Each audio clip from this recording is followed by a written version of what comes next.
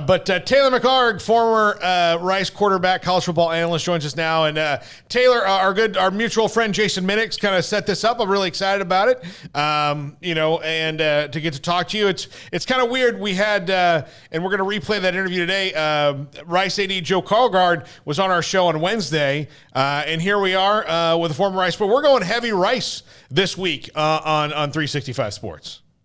I love it. Can't get enough of the Owls, it sounds like, but we'll take any publicity the Owls can get these days. We'll take it. Well, look, let's start with that. Look, college football realignment, happened last year, and Rice got swept up, caught up in it. I mean, it's really good for them as they move into the AAC now, and it's one of the things we talked about earlier this week. But for you as an alum and someone who you curious about the future of Rice football, Rice athletics, how do you feel about that move and where Rice sits looking into the future because of their very unique academic status and where they sit geographically in Houston?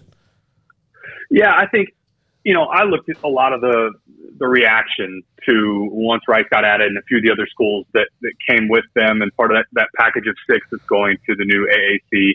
When I was getting recruited, I was at Rice from 2009 through 13, and what the American is now, for all intents and purposes, is what CUSA was back then, with the exception really of Houston and Central Florida, who were in Conference USA at the time. But the teams that Rice is now back in the same conference with, you think about like a Tulane and SMU. These were the schools, in Memphis, East Carolina. These were the schools that we recruited against and we played against. And in a lot of ways, that felt like really the peers that we should be playing against. The days of the Southwest Conference for some of your older Baylor fans that were around and remember when Rice was competing year in and year out, we're a long way from that. And I think this, with conference realignment, obviously the Texas and the OUs, those are going to grab the headlines. But the realignment to schools like Rice and to schools like UTSA, this was a huge move for them because Conference USA at one point, if you go back and look at the 2005, 2009 type Conference USA, there were some really good football teams and some really good programs, but over time it's really deteriorated. And so this was big for Rice to get out and get back to competing against, again, schools like SMU that really I would say are our peers. Another good opportunity this provides is you're bringing on North Texas, you're bringing on UTSA. When you look at those two programs, do you see a rivalry, or would you like to start a rivalry with one of them? I think there certainly is with both of them. When I was playing, UTSA had just got on the radar and was playing at the FBS level. But over time, obviously with last season having the year that they did, they've established themselves as a contender at the G5 level.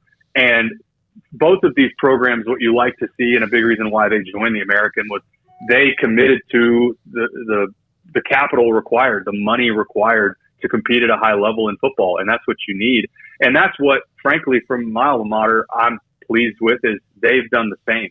For a long time, a big reason why Rice didn't get brought into the new American back in 2011 was Rice hadn't committed the money needed in facilities. And over time, that's one of the things Joe Carlgard's done a great job in his tenure, is he's really focused on upgrading the facilities. And they finally got a new end zone complex at Rice right after I left in football. And so things like that, UTSA is doing the same thing. North Texas has a beautiful new facility that's, it's, I think 8 or 9 years old now, but it's still brand new and in great shape. Those are the things that you have to have those commitments if you want to compete in a conference like the American. Taylor, what do you think about the current state of college athletics? As a guy who played the game, I mean, NIL is there now and probably long overdue. The conference realignment, the possibility of an expanded playoff. What is a former player do you look at and say, man, I wish this was going on now, and I hope they get it fixed soon? Yeah, it goes in a million directions, and my initial reaction to NIL was, this is a positive thing. I mean, capping what kids can make and saying that your scholarship was the max of your value, well, that was just silly. And I think back to Robert Griffin, who we played against. There's no way Robert Griffin should have been capped by just his scholarship, or a Johnny Football or a Tebow. We can throw out all the examples. kids should be able to make additional compensation outside of just their scholarship. I think right now we're in a dangerous spot because there's no guardrails. There's no format. The NCAA was so inept in its leadership getting to this point that we now have just pulled our hand off and it's a free-for-all. And I have no problem. Again, I'm a huge proponent of let's get these kids paid. Let's get them what they've earned. My biggest complaint right now, though, is the free-for-all in what really is free agency and the transfer portal. I think there's got to be some level of commitment to the school that's recruited you, and it doesn't have to be for that long, even if it's just for a calendar year or for a school year, rather. But I look at the top wide receiver for Pitt that's now transferred to USC, a situation like that where that's really difficult for these schools, and that trickle down, I mean, that goes all the way down to the FCS level where your best player, Cameron Ward at UIW, now the quarterback for Washington State, that's happening all over the country. That piece, I think, is really dangerous because there's nowhere else that's the case where it's just full free agency all the time. As soon as you want to transfer, you can leave and go wherever you want. That's incredibly difficult on schools. And I think at a macro level, you've seen some of the older coaches that have just decided to get out of the game because it's a nightmare recruiting right now. It's nonstop. It's constant. And now you're having to deal with NIL and, again, there's a ton to unpack. You could spend hours talking about just this one topic, but I just want to see some guardrails around it. Let's figure out how to rein this in a little bit. Yeah, and Taylor, I think a lot of times when people say that, we said it on this show a lot of times, people are like, oh my gosh, they're against the new freedom. Like, no. I mean, freedom is great, but there's got to be, like you said, guardrails because now, I mean, if you're Georgia, you can go pluck a guy out of a team, like USC plucked a guy from Pitt, although Pitt was better than USC last year and their status has changed with the new coach. But I mean, if you're Georgia, you could just go to a middle tier team in your own conference and be like, you know what? Don't go to Tennessee. I mean, Alabama's taking guys from Georgia and Ohio State. They just take them, but then it goes down. Then okay, well, this team can go to the next level, the next level, the next level. And then, Rice can be in a position where, man, we really like our quarterback. We got a good defense end and running back. And then all of a sudden, all three of them are going to different places because they're like, well, heck, I didn't have this opportunity before to play up a level and I'm going to do it. And then they're going down to the FCS and taking, Stephen F. Austin's quarterback. And it's all this kind of vicious cycle. Yeah, you're exactly right. I had a game I called one of, if you remember the FCS in 2020, their season got pushed. And so they played a spring season. We had one of Sam Houston State's games in the year they won the national championship. And we had a call with Coach Keeler and I asked him, what are the challenges in playing in the spring? And I'm expecting him to talk something specific to it being in the opposite side of the year, but he talked about this. He said, we're playing at a time when nobody else is playing, and we know that these FBS programs are scouting our kids, and they have a chance to watch us right now, and I'm really worried about once the season is over, through any number of ways, our kids get approached and we lose some of our better talent. And that's not something that I had really spent any time thinking about, and it's absolutely the case across the board, except, take out the blue bloods of the world. Everybody underneath that level is experiencing this. And I'm right there with you. I hate that you can't criticize NIL at all right now because then it becomes, well, you don't want these kids to get paid. No, that's not it. This just can't be the free-for-all that it is right now.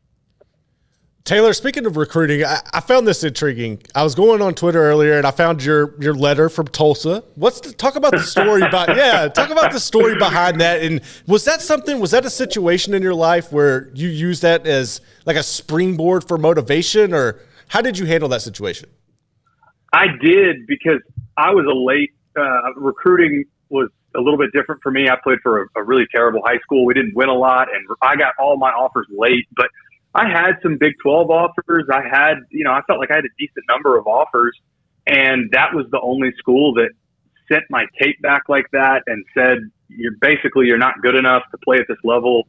When I had several offers in their conference at the time, it was a bizarre thing to get at the time, and it did stick with me. I mean, there's all sorts of things when you're going through recruiting, especially when you're 16, 17 years old, there's all the ebbs and flows of the emotion. You just don't really expect something like that. But I will say, The feedback and reaction I got from putting that out there was how many people either sent me a private message or texted me that said, that doesn't surprise me at all that Todd Graham's staff would do something like that. So it is what it is. And I did keep that as a piece of motivation, and I really never did forget it. I got all of my mail from recruiting back this week from my mom, who'd been holding it for years. And that was the first letter on top. So back when I was 18, I guess it was top of mind then as well. Taylor, I like to ask this of former college athletes now, because you see, like, guys getting Lamborghinis like Bijan Robinson. What would have been on brand for you at Rice if somebody came to you and said, we would like you to endorse our product? Oh my gosh. I've thought about this, and I really have no idea. I do know I would not have been a very good steward of that money. I'm certain of that. It would have been something frivolous. Honestly, probably would have ended up at the Galleria one too many times buying stuff I just didn't need. But in all seriousness, I do think there were times where we had kids that were some of our better players that didn't come from a lot that would have had the opportunity, even at a place like Rice. Because when we were there, won 10 games, won our conference, there would have been kids on our team that would have had NIL deals, and it would have been great for them.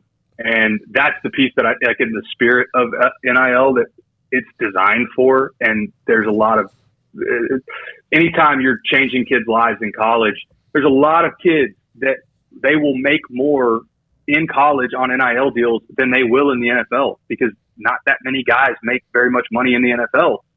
Most of them don't make it at all. And if they do, they're only there for a year or two. So for me, I have no idea what it would have been.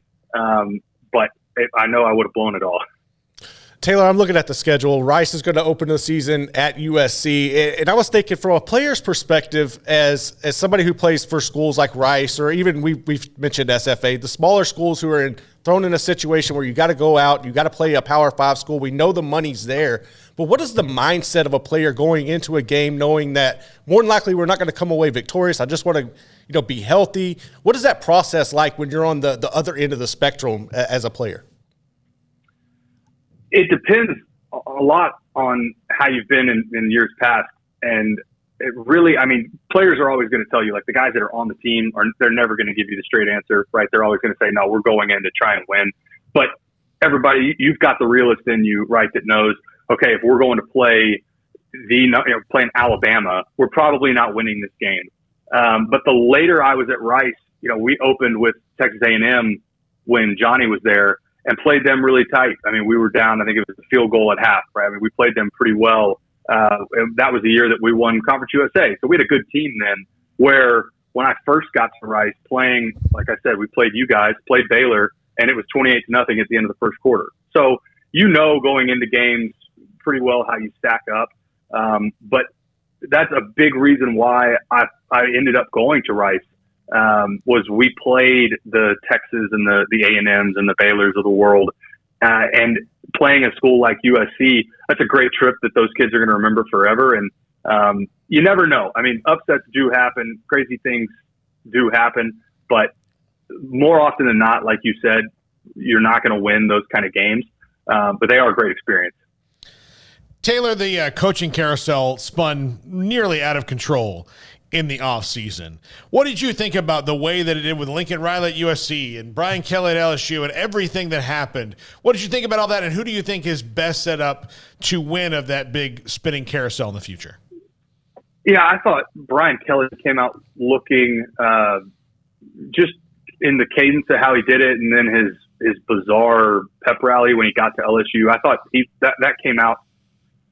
I don't know if you're winners and losers here. It's too soon to tell, but his just didn't. It wasn't smooth. I would put it that way.